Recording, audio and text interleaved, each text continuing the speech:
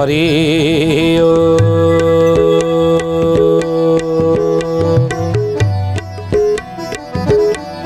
ओम भूर्भुवः स्वः तत्सवितुर्वरेण्यं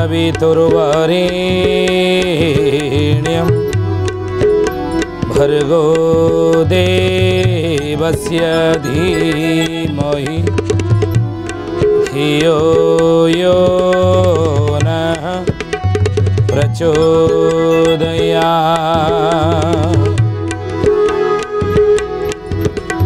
नमस्ते अच्युतानन्दं नमस्ते जगन्नाथाय नमो यशोवन्तानन्दं बलराम नमो नमः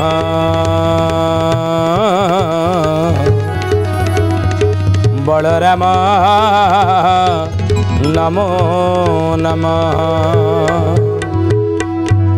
बोलिए महापुरुष अच्युतानंद जी की जय। सुधी जनी ज्ञानी गुणी मंडली आज मालिका वचन को आपण मान स्वागत जनाऊँ। आज मालिका वचन रे आम आलोचना करिया जाऊे महापुरुष अच्युतानंद मालिकार नाम 64 पटल। आउ ये 64 पटलर 20 पटलर विषय कौन ना कलिजुगर आयुष 4,32,000 वर्ष संपूर्ण भोग हेब ना बोली महापुरुष अच्युत कहते केवल 5,000 वर्ष भोग पर आउ सब कलिजुगर आयुष क्षय हो क्यों पाप जो क्यों कारण जो कलिजुगर आयुष क्षय हे से गुड़िक महापुरुष शिष्य रामदास आगे कहते बाबूरे मैत्र संगे अविश्वास कले मैत्र संगे अविश्वास करिबारु जान 6,000 वर्षे कटी जीव हे अर्जुन। अर्जुन कहते द्वापर जुगर कथा जहाँ कलिजुगर अच्युतानंद महापुरुष शिष्य रामचंद्र बा द्वादश गोपाल आगे कहते आउ को पाप जो कटिब ना विष्णु प्रतिमा अपूजा रहिले संसारे विष्णु प्रतिमा अपूजा रहिले संसारे 17,000 वर्ष टूटिब विधिरे टूटिब विधिरे बाबू टूटिब विधिरे टूटिब विधिरे बाबू टूटिब विधिरे। कहले विष्णु प्रतिमा अपूजा रहिले संसारे विष्णु प्रतिमा अपूजा रहिले संसार रे महापुरुष कहले 17,000 वर्ष लेखिक रखुवे क्यों पाप जो केते कटुची से सब देखिए लास्ट 5,000 वर्ष रलिजुग भोग कहले जे 17,000 वर्ष तुटिब विधि 17,000 वर्ष कटिजी। अच्युतानंद महापुरुष जहाँ लिखिते मालिकार 600 वर्ष तले सत ही आप निजे अनुभवी थे ना अनुभव करंतु जानतु जे विष्णु प्रतिमा आज अपूजा विभिन्न मंदिर रहूनी कि रहिबा जो कटिब महापुरुष अच्युतानंद से तो कहले ग्रामे ग्राम दिय अपूजा रहिबे वृंदावती फिंगी देवे आउ वृंदावती फिंगी देवे हे सुजने वृंदावती फिंगी देवे। मणिष तैयारी करिछंदी परा मणिष तैयारी करिछंदी परा कथा कहिब कि केबे सुन सुजने गुणी बेल काल आसिलाणी हे सुन सुजने गुणी। सत ही ग्रामे ग्राम दिय अपूजा रहिबे वृंदावती फिंगी देवे समय आसीबो।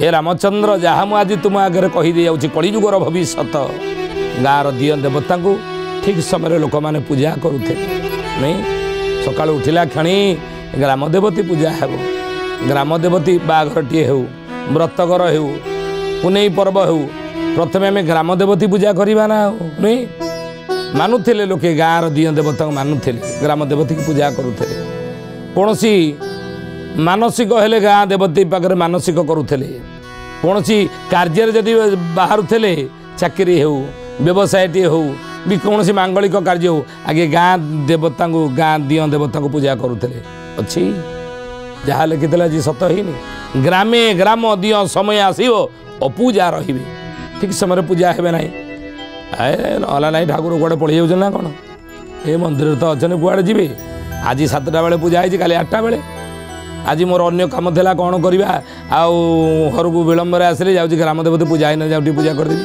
दिन 12टा बेले पूजा तेणु ग्राम दियो देवता अपूजा रे अपूजा रे बोली महापुरुष लिखिते कोरोना महामारी समय तार प्रत्यक्ष प्रमाण पाइले कि कोरोना महामारी समय ग्रामर दियो देवती माने दियो देवता माने अपूजा है पड़ी रही कि अच्युत से पूरा लिखिले ग्राम रे ग्राम देवती अपूजा होई पड़ती नीति लो जाई फूल आलो जाई फूल तो कड़ी जुगर से रीति जाई फूल तो कली जुगर से नीति जाई फूल आलो जाई फूल ये तो कली जुगर ए नीति जाई फूल 600 वर्ष तले कागज कलमर उद्भावन ही नथिला तालपत्र लेखने लिखि देइथिले गाँ रे ग्राम देवती अपूजा होई कि पड़िबे नीति लो जाई फूल तो कली जुगर से रीति कली जुग रीति या हबो ग्रामर दियो देवता माने ठीक समय पूजा पाइबे नहीं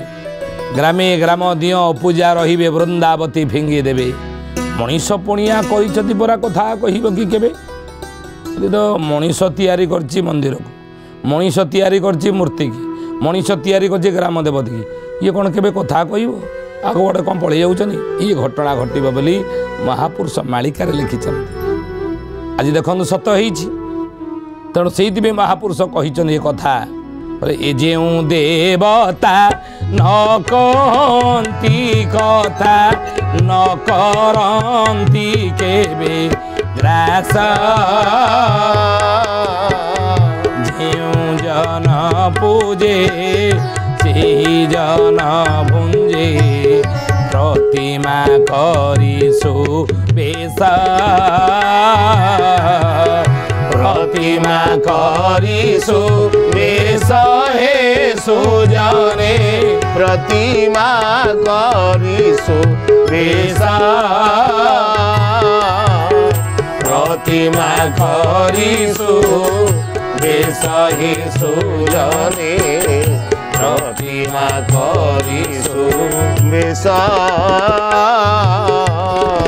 जुक्ति करी कहिबे कली जुगर लोक माने ए जो देवता न कहती कथा न करती किछि ग्रास ये देवता की कथा कहते ना किछि ग्रास करते ना भगवान खाऊले मंदिर सब नहीं जाते ना हाँ भगवान जदि खाऊ थांती तांकर नढ़िया जदि प्रभु आमर खाऊ थांती गोटे ना तांकर नढ़िया ग्राही बोली ही थांता भगवान जदि आमर कदली खाऊ थांती गोटे ना प्रभुंकर कदली ग्राही ही न थांता कि भगवान जदि आमर धूप दीप ग्रहण करूँ तार गोटे ना धूप दीप ग्राही था ये सब प्रभुंर नाम ना सर्वनाम उपरे प्रभु कौन ग्रहण करती ना भाव भावग्राही बोली से नाम नहीं भावग्राही नाम हे ज्ञानी गुणी मंडली शुद्धि जाने अच्युतानंद महापुरुष से कथा कहले मालिकारे कहले कलिजुगे लोक मैंने जुक्ति करेंगे विज्ञान मिछ द्वाही दे आधुनिकतार चाकचक्य भितर संस्कार सभ्यता संस्कृति को भूली ये जो देवता न कहती कथा न करती किसी गारास जे पूजे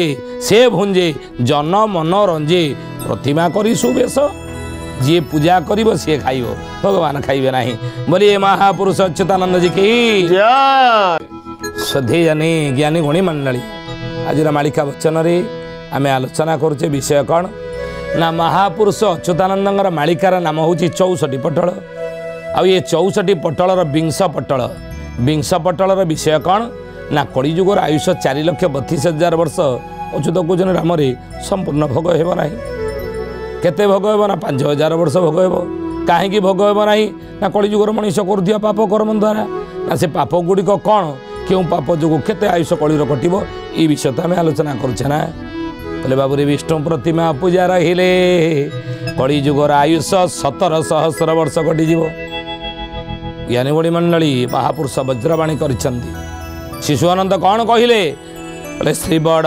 देहोले भोगारा होइब एकविंशा दिन ध्याये सुवार मानंको बाड़ी घोटी जीव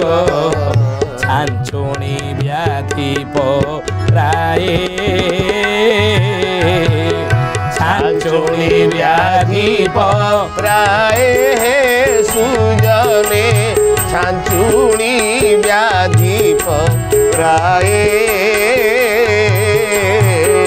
छांचुणी व्याधि प्राय सुजने छांचुणी व्याधि प्राय श्री बड़ देउले भोग न होइब 21 दिन जाए 21 दिन बड़ देउल आगु को भोग हेब नाही कारण कौन जानी या पछर कौन आम कहूनु शिशु अनंत मालिकार एक पदटी लिखिं ये आमर कथा महापुरुष मानकर वज्रवाणी भविष्यतवाणी घटना घटब बोली महापुरुष कहते पृथ्वी दुई फाल हेले होइब पूर्व भानु पश्चिम उइब पर्वत शिखरे फुटब कही अच्युत वचन मिथ्या नह मोर वाक्य मिछ हेब ना बड़ देउल आग को 21 दिन नीति बंद होनी सकाल नीति दिन 3टा बेले हो सकाळर नीति दिन 3टा बेले हो कौ दिन लिंगराजंकर नीति 3 दिन खंडे बंद कर दौरान असुविधा कौन ठाकुर कौन कौटे पड़े जाऊन ना कौन हे ज्ञानी गुड़ी मंडली ध्यान देवे कथा उपर आगुरी आप जानी सुना थाली रे 60 पौटी बाड़ी दे बड़ पंडा जेतबले हाथ में चलू धरी महाप्रभु को समर्पण करते ना भोग लगी कराती कथा रही जनश्रुतिर प्रमाण मिले विभिन्न शास्त्र रे ये कथा मत उल्लेख रही जदि चलूरे महाप्रभु दर्शन दियंते नहीं से दिन कौन हुए ना समस्त 60 पौटी कोईली वैकुंठ रे पताड़ी कर दिया जाए ये कथा महापुरुष लिखिं ये 64 पटल दिने दिने चलो रे मो न होई विदृश्या दिने दिने चलो रे मो न होई विदृश्या दिने दिने चलो रे मो न होई विदृश्या दिने दिने चलो रे मो न होई विदृश्या भोग सब पोता हेब सुन पंडु सूत भोग सब पोता हेब सुन पंडु शिष्य कहले दिने दिने चलू रे मु न होई विदृश्य अर्जुन को कहते भगवान कृष्ण हे अर्जुन कलिजुग दार ब्रह्म रूप जिते रत्न सिंहासन मो पूजा पाइबे ना से सुना थाली रे 60 पौटी बाड़ी दे बड़ पंडा जिते नैवेद्य अर्पण कर हाथ में चलू रे जल धरी आसे चलू रे मुझे दर्शन न देवी ना विधि रही समस्त 60 पौटी को कोईली वैकुंठ रे पताड़ी कर दिया जीवो ये शास्त्र विधि विधान ये शास्त्र वाक्य किंतु हे ज्ञानी गुणी मंडली आज आप देख नीतिकांति ये कथा उपरे आम कौन सिद्धांत देव ना यार प्रमाण देव ना कौन तथ्य देव ना किंतु मालिकार जहाँ लेखा अच्छे जे आज नीतिकांति बंद हेले असमय हेले ठीक न हेले कौन हम महाप्रभु चलूरे देखा देवा हुए तो महापुरुष कहते अच्युतानंद हुए तो ताहा कौन ना विधि विधान रे कौन व्यतिक्रम हो पारे चलूरे देखादेवा व्यतिक्रम हो पारे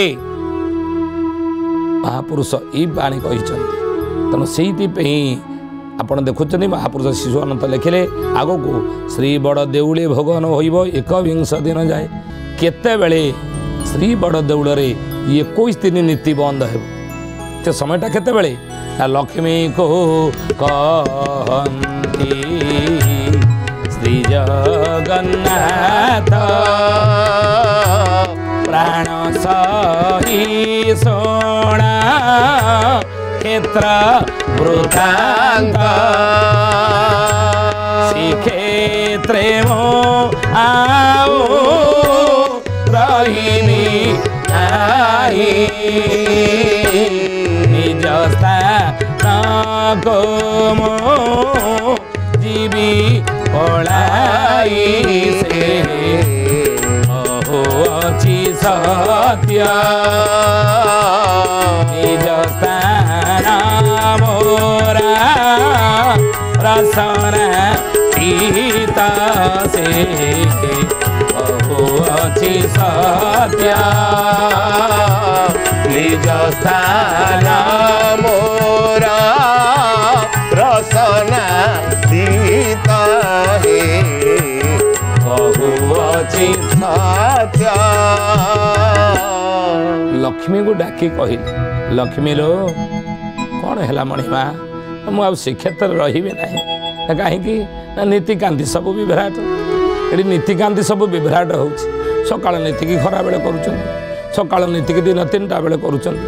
ନୀତିକାନ୍ତି ସବୁଥିରେ ବ୍ୟତିକ୍ରମ। ତେଣୁ ହେ ଲକ୍ଷ୍ମୀ ଲୋ ଏ ଜାଗା ମୋତେ ଆଉ ଭଲ ଲାଗୁନାହିଁ, ମୁଁ ଏଠି ଆଉ ରହିବି ନାହିଁ। ନା ଆଉ କୁଆଡ଼େ ଯିବେ ହେ ମଣିମା? ନା ଶ୍ରୀକ୍ଷେତ୍ରରେ ମୁଁ ଆଉ ରହିବି ନାହିଁ, ନିଜ ସ୍ଥାନକୁ ମୁଁ ଯିବି ପଳାଇ, ମୁଁ ମୋ ନିଜ ସ୍ଥାନକୁ ପଳେଇବି।